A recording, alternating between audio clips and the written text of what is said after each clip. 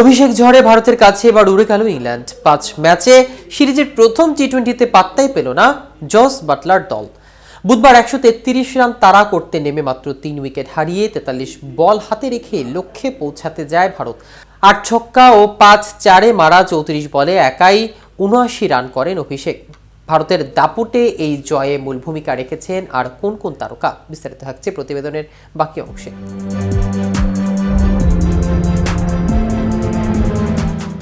Bat হাতে অনেক কষ্টে যতটুকু পুঁজি পেয়েছিল ইংল্যান্ড, তা এক অভিষেকের জন্য যথেষ্ট ছিল না। একদিন রান তাড়ায় নেমে 4 রান ও 1 ছক্কায় 20 বলে 26 রান করে সনুজ ম্যানসন আউট হওয়ার রানের খাতা না খুলেই বিদায় নেন সূর্যকুমার যাদব। তবে এক প্রান্ত আগলে রেখে ক্রিজে ধারাবাহিক ঝড় তুলেন অভিষেক। তাতে লড়াই ফেরার কোনো সুযোগই পায়নি ইংলিশরা। দলকে একেবারেই জয়ের দ্বারপ্রান্তে পৌঁছে দিয়ে আদিল রশিদের বলে ক্যাচ তুলে দেন অভিষেক।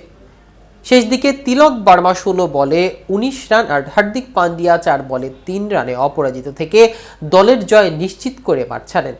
ইংলিশদের পক্ষে সবচেয়ে সফল জাফরা আর্চার 21 রান খরচায় 2 উইকেট নেন। এর আগে ভারতীয় বোলারদের তোপে টসে হেরে ব্যাট করতে নেমে সুবিধা করতে পারেনি ইংল্যান্ড। নির্ধারিত 20 ওভারে সব কটি উইকেট হারিয়ে 132 রানে থেমে যায় তারা। জস বাটলার ছাড়া এদিন দলের হয়ে দুটি ছড়াতে পারেনি কেউ। 44 বলে 8-4 ও 2 ছক্কায় 68 রান করেন ইংলিশ অধিনায়ক। দ্বিতীয় সর্বোচ্চ 14 বলে 17 রান করেছিলেন হ্যারি ব্রুক। বাকিদের ব্যর্থতার লড়াইয়ের জন্য পর্যাপ্ত পুঁজি তুলতে ব্যর্থ হয় দল। ভারতের পক্ষে 23 রান খরচায় সর্বোচ্চ 3 উইকেট নেন বরুণ চক্রবর্তী। এছাড়া 2টি করে উইকেট নিজের পকেটে পুরেন আর্শদীপ সিং, হার্দিক পান্ডিয়া ও অক্ষয় প্যাটেল। সিরিজের দ্বিতীয় ম্যাচে শনিবার চেন্নাই মুখোমুখি হবে দু দল। এদিকে চলতি বছর ডোপ টেস্ট দিতে হবে সূর্যকুমার যাদব, জশপ্রীত বুমরা ও হার্দিক পান্ডিয়াকে। শুধু এই 3 তারকা ক্রিকেটারে নন, ভারতের national anti doping agency dope টেস্টের জন্য আরও একাধিক ক্রিকেটারের তালিকা প্রকাশ করেছে। ভারতীয় সংবাদ মাধ্যমের দাবি, নাডার তালিকায় থাকা ক্রিকেটারদের ডোপ টেস্ট দেওয়া বাধ্যতামূলক। 2025 সালে যে কোনো সময় পরীক্ষা দিতে হবে তাদের।